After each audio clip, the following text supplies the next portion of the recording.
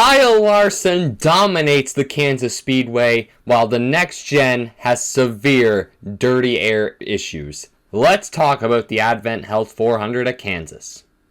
What's going on, ladies and gentlemen? Welcome back to a brand new NASCAR review video. Today we are talking the Advent Health 400 at the Kansas Speedway, and if I'm gonna be honest with you guys, especially for Kansas standards, this is a dud. This was a dud.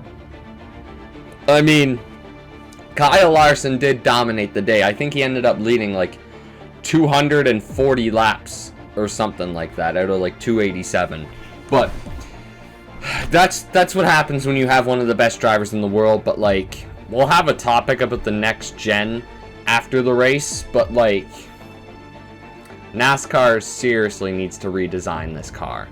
Like, seriously, we got some issues to talk about. But anyway, let's get into the race. Let's talk about what happened here at Kansas today. And very early on, we had a blow up with AJ Allmendinger. I think it was like lap 6 or something like that, lap 7.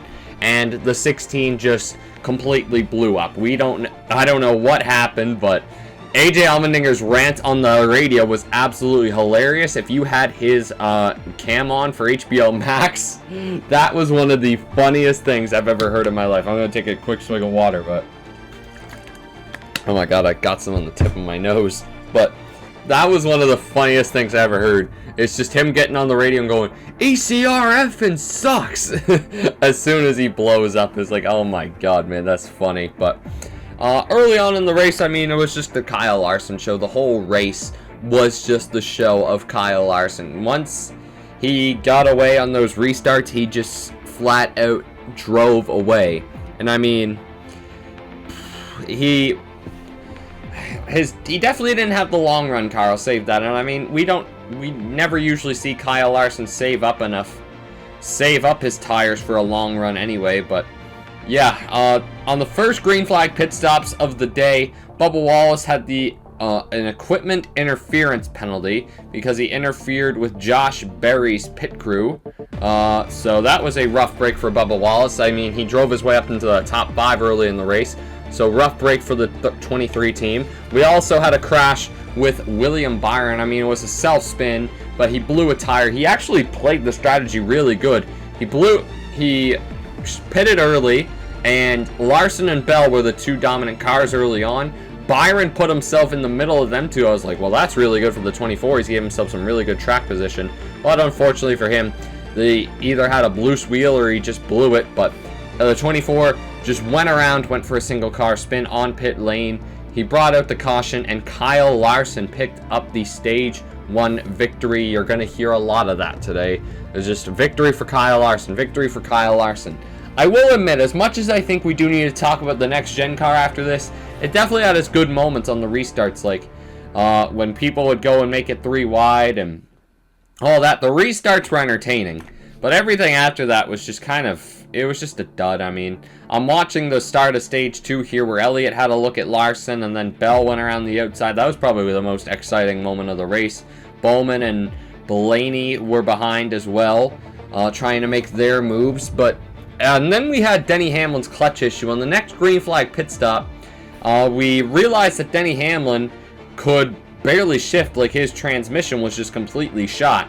So his pit crew had to shove him out of the pits, and he had just to like completely rip the engine and grab gears, and eventually I think it was the last pit stop where his transmission just completely gave out. And I'm watching his pit crew, they blew the lug nut off the tire completely, and that's more issues for Denny Hamlin. It was just not Denny Hamlin's day. He had a car fast enough to finish in the top 3 today for sure at bare minimum. But yeah, there may be an issue on the 5, but the 5 completely dominated the day. Kyle Larson also reached 10,000 career laps led today. He'll probably hit 20,000 by the end of his career if he wants to stick around in the sport. Let's be honest, this is Kyle freaking Larson we're talking about. We're coming up on double time for Kyle Larson too, so it's going to be a very entertaining time for that 5 car. But yeah, at the end of stage 2, it wasn't an easy battle for Kyle Larson. He and Chase Elliott were, well, like I said before, Kyle Larson was not the long run car, Elliott was able to drive himself up to Larson, and with if lap down traffic wasn't there, I think Larson wouldn't have been able to hold off the 9. The 9 was very good at saving up his stuff and challenging when it mattered most. Elliott's team actually took the lead off of pit road, and then a new contender emerged. How about Brad Keselowski running in the top 5 for the first time ever in 2025? Like, good for Brad. It was great to see him back up there. But unfortunately for Brad Keselowski, he started what would be a chain reaction of cautions breed cautions as he blew a tire in the middle of 1 and 2, and his purple Allegra Mustang blew it, and he was completely into the fence, unfortunately for the 6 team. I mean, it was just unfortunate. Things happen, and yeah, it was a rough break for the 6 team of Brad Keselowski. And then, yeah, the 9 team had issues on pit road. We also had, yeah, this was the caution where Denny Hamlin blew his transmission out, and the pit crew had to shove his car back. So rough break for the 9 and the 11 and the 6. That's a really weird number combination. But then we had another caution on that restart where, I believe, the 10 got loose on the apron, came up and hit the 51 of Cody Ware, and Daniel Suarez was trying to fill an open gap that wasn't really there, and he gets involved in the incident. The 51 and the 10, the 51, the 10, and the 99 are all out of the race after that. I mean, it was just a silly crash. I mean, things happen. It's a restart at Kansas with 30 cars. It's bound to happen. And then in the next caution, a 4 wide did not lead to a good result for the 8 of Kyle Busch. As from what I remember, I believe it was Chastain on the outside, Berry and Gregson in the middle, and Kyle on the bottom. Berry hit Chastain. Berry comes down into Gregson. Then Gregson comes down into Kyle Busch. It was just a chain reaction of hits, and Kyle Busch had nobody underneath him to hit. So he went for a slide. He slid through the non-grass section of the backstretch of Kansas of the Kansas infield, I guess, and comes to a stop in the middle of the grass. And it was just not a good experience for the 8 Rebel Bourbon machine of Kyle Busch. He was able to get back going. I think he ended up finishing like 23rd or 24th, something like that, but happens. It is what it is. Then it was just Kyle Larson pulling away. The 5 team just dominated the day from there, and yeah, Kyle Larson wins the Advent Health 400 at Kansas in back-to-back years. But let's talk about this next gen, though. Kyle Larson did not pass a single lead lap car today. I want you to think about that. I get it, you know, not under green at least, but like, that's bad. And I mean, only 2 cars passed Kyle Larson the whole day, and that was, I believe, yeah, Chase Elliott and Brad Keselowski were the only 2 cars that were able to pass Kyle Larson today. Once Kyle Larson's car got back in the dirty air, it was just a whole different ballgame. It was like you were looking at a whole different car.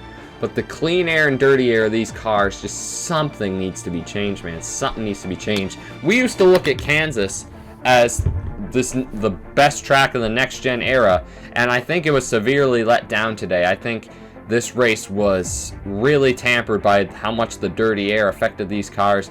I've been saying it for the last 3 years. We gotta get away to get, oh my god, what's the name of that friggin' part? It's not the tapered spacer, but the diffuser. That's the word I'm looking for. We gotta get away to get these diffusers off these cars.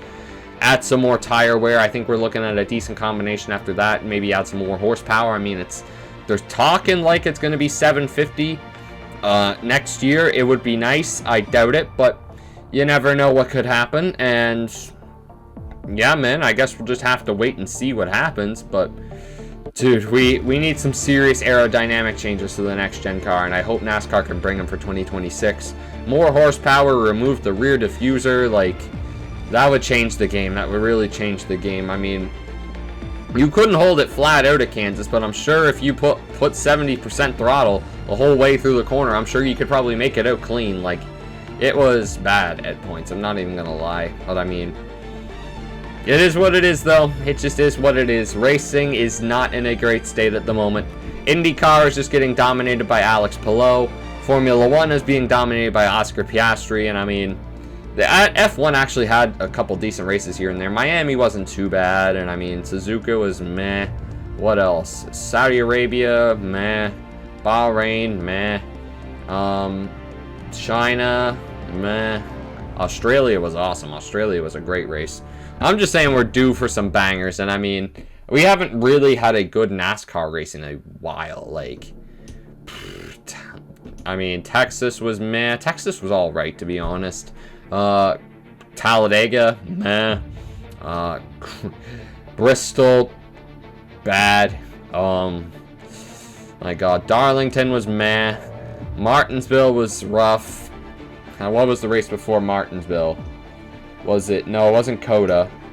Oh my God, what was before Martinsville, dude? I can't even remember.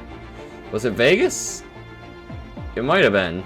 Yeah, Vegas and another track in between. Phoenix was meh. Vegas was honestly probably the last good race we had. I can't remember the race between Vegas. Oh, Homestead. Homestead was meh too. For Homestead standards, that was not a great race, but oh well. We're getting Homestead as the finale next year, and if NASCAR can fix the car, we're looking good. But anyway, let's get into your finishing results.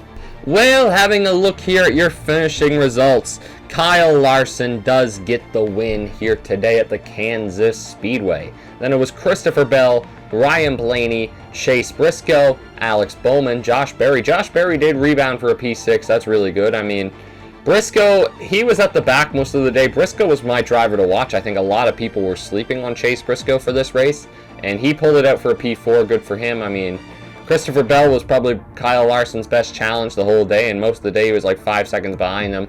I mean, Elliott was the best on the long run, but just couldn't really get up to Larson. How did Elliott fall back to 15th? I don't even know.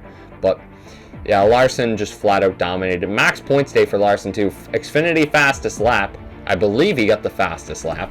Has NASCAR put their results up on Twitter? I'm pretty sure he pulled up. Yeah, he did get the Xfinity fastest lap. So max points day for the 5 team. Bell, Bowman. Bowman was just kind of there. For a second, I thought Larson and Bell wreck each other, and Bowman was sitting in 3rd. I was like, could Alex Bowman hack his way into another win? Maybe. But yeah, I forgot to mention, but at the end of the race, Kyle Larson just started slowing down extremely on the last lap. I don't know why.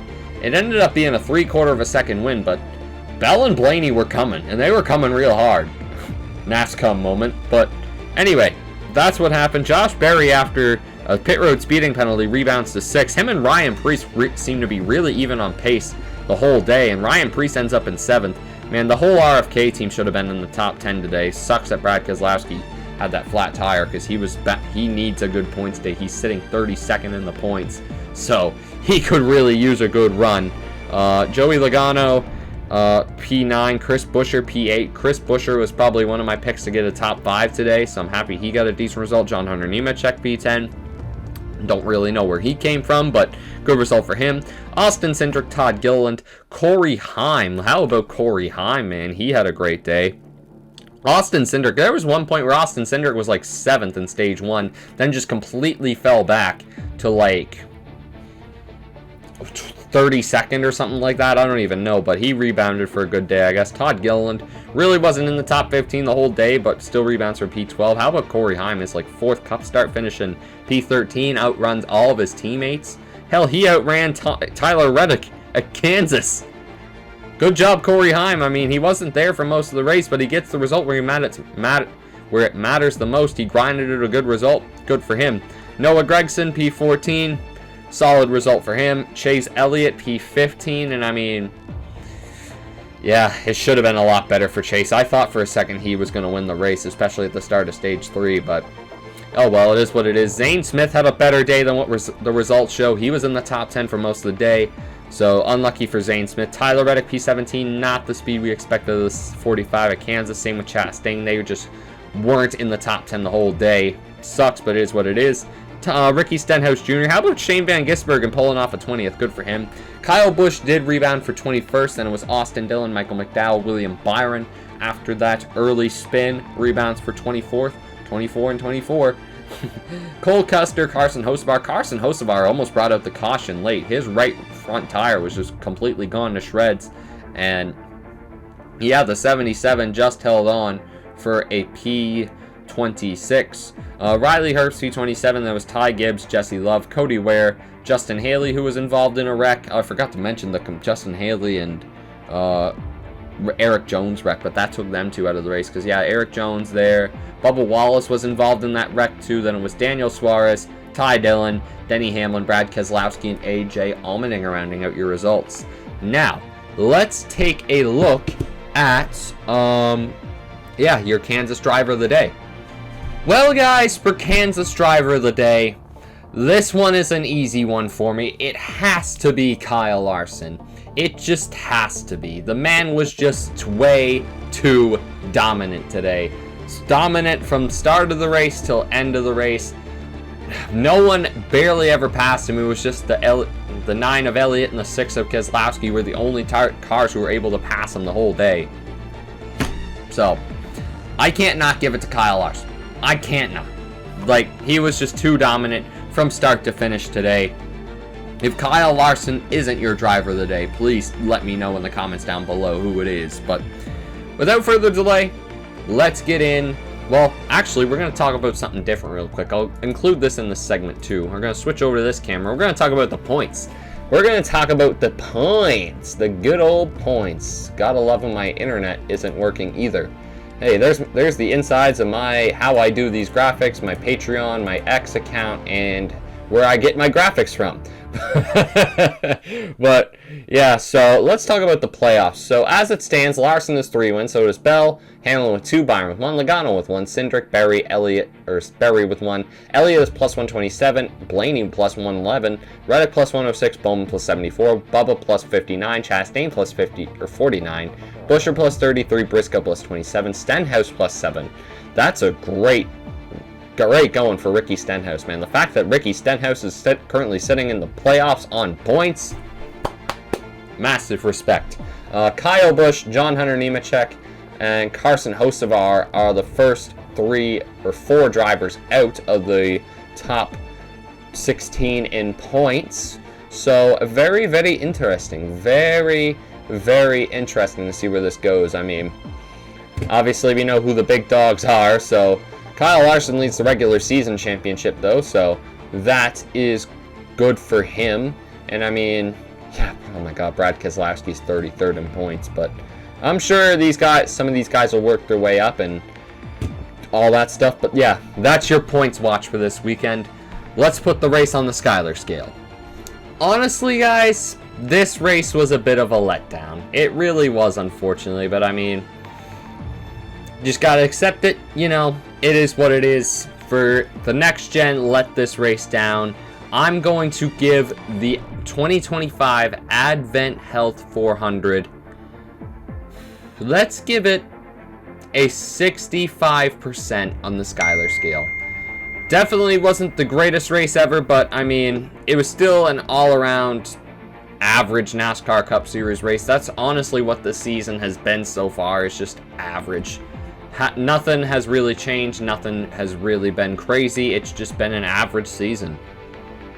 And we just got to accept that. I mean, I wish something more would happen, but it's just what we got at the moment. So, got to make the most out of it. But guys, this is where we're going to end off the video. I hope you enjoyed today's today's recap of the Kansas weekend. And yeah, if you wanted to watch a good Kansas race, I hope you watched the truck race last night. I didn't get to watch it. I was busy watching UFC. The UFC card I should have been at, but god damn it, my ACL. But yeah, overall, this Kansas race was meh. It should have been a lot better, but it is what it is. I will see you guys after the All-Star race at Wilkesboro next week. Oh my god, that could be another dud. Oh my god, so many duds. Watch the Coca-Cola 600 be unreal because it's NASCAR on Amazon Prime, and Fox will be gone by that point, but we'll see. Yeah, I'm excited for the Indy 500 and Coke 600 in Monaco. That's going to be a great day, but that's going to be that for this Kansas recap. And yeah, if you enjoyed, smash that like button, drop a comment down below, subscribe, share, turn those notifications on, follow the Patreon, the Twitch. Links are in the description, and I'll see you guys, yeah, probably at a similar time next week, and we'll talk about North Wilkesboro. So, fun times. I'll see you guys then. Take care and push.